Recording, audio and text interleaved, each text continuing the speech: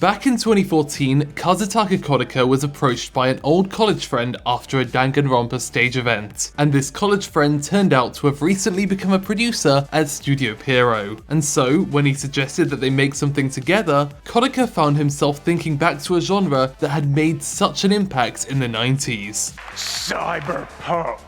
At the time, it was unclear how well it would be accepted. The director in particular wondered if modern anime fans would even accept Cyberpunk. But coincidentally, the fates aligned so that the series came out at just the right time, where Cyberpunk is making a resurgence in film, TV, and games. And so, all that was left was to create their own Cyberpunk world.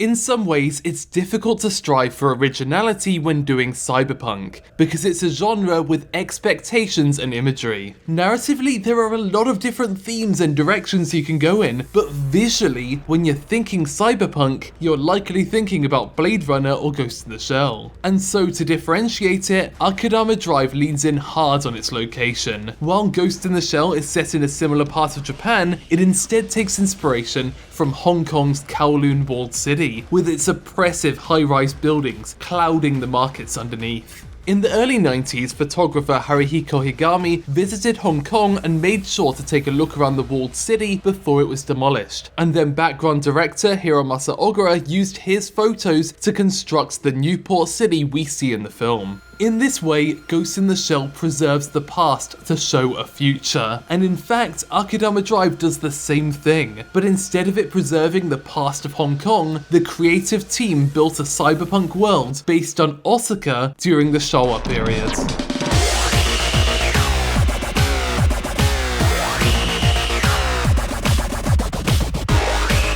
According to Kodaka, he had three main reasons for this. First, he was more interested in a retro cyberpunk than anything too visually futuristic. Second, he felt that Osaka would be more recognizable than Tokyo to international viewers and would feel more Japanese. And thirdly, he just liked Osaka. As good a reason as any.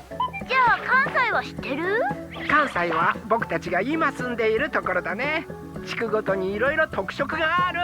それで？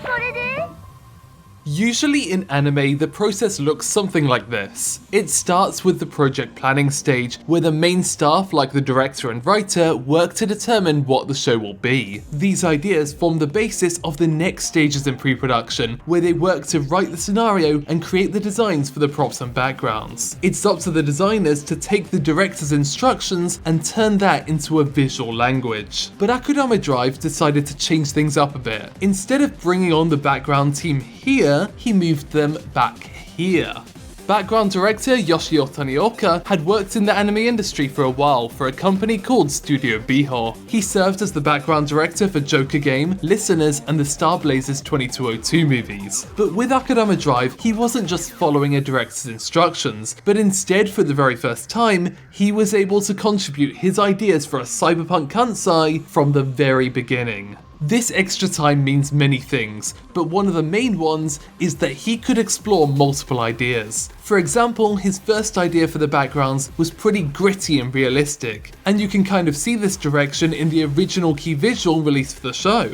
But he wasn't his own one-man team, and instead was working with a bunch of other designers who were all creating their own vision of cyberpunk. And what he realized is that, like Danganronpa, they weren't so much looking for realism as they were looking for something pop art-esque and gaudy. This allowed for a lot more creative freedom, and with the encouragement of the director, Tanioka made something that is kinda nuts.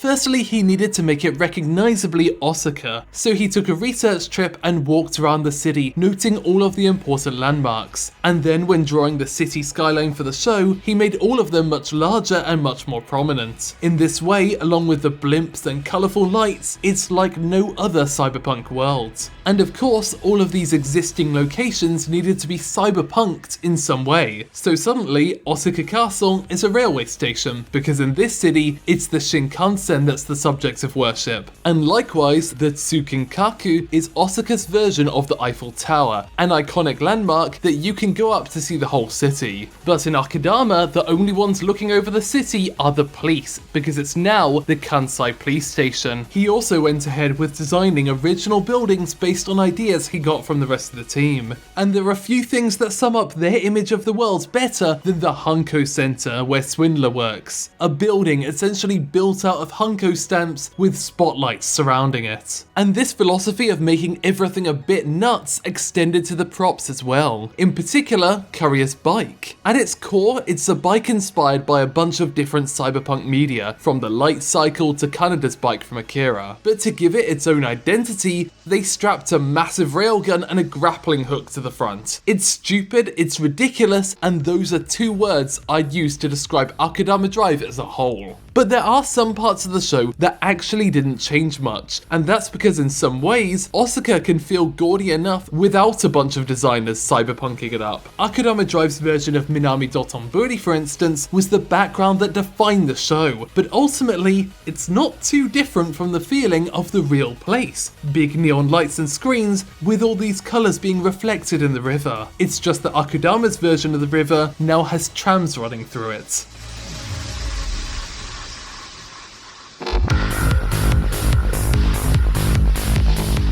Tanioka gives a lot of credit to the colour designer, and I reckon we should as well. Saori Goda previously worked as the colour designer for the Persona 3 films, which likewise have a strong sense of atmosphere, with the colour being a major part of setting the scene. The world of Akudama Drive feels suffocating. The amount of light pollution and all these different bright colours is exciting to watch, but as time goes on, you start to realise how oppressive it can really feel. In fact, the few times that we do see characters comfortable is when they're out of the view of the lights. As Akudama, they belong on the fringes, and as they approach the bright heart of cyberpunk Kansai, they're firmly rejected. This is a signature element of cyberpunk. Neuromancer author William Gibson once described cyberpunk as being stories about high tech but low life. And you can see the effect of this once Akudama Drive retreats into the back streets. In the shadow of the gaudy lights, life isn't so glamorous. There's still homelessness, there's still gang war, and there's still rundown warehouses. And this all plays into the narrative as well. There was a big war that devastated the environment, so the vision of richness has changed. For example, there's no wood at the takoyaki stand, but there is in the expensive hotel room they crash into and inside the Shinkansen itself. All of these story details are delivered through the backgrounds, but Akudama Drive makes an active effort to pull our attention towards them. So there's plenty of shots that are just there to give us a look at each area, but they also make use of a Danganronpa technique where the backgrounds transition on screen one part at a time, giving us a good look at them before we divert our attention back to what the characters are doing.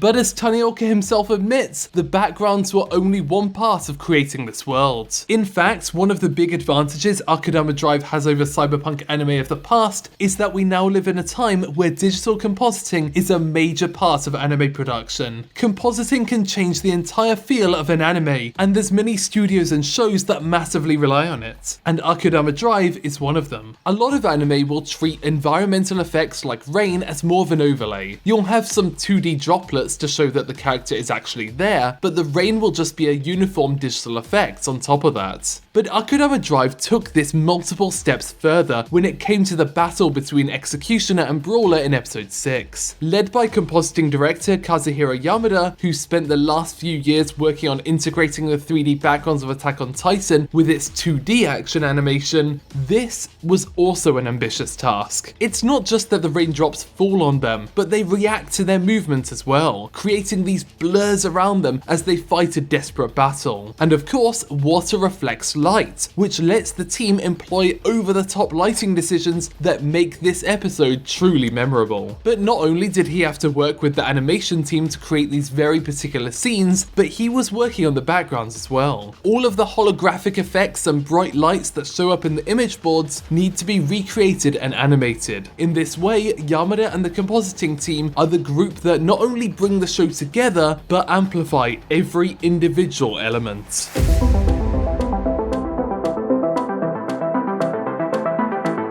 Kazutaka Kodaka is the sort of guy who likes to have fun when he writes stories, and that's something that gets through to the audience as well. Danganronpa is a series of death games where you watch beloved characters get murdered and then try and figure out who did it so that they can get murdered as well. And it's an absolute blast. And what's particularly impressive about Akudama Drive is that, much like with Danganronpa, he's managed to spread this energy to the rest of the crew and present this unified vision of a cyberpunk world that entirely fits with his equally eccentric story.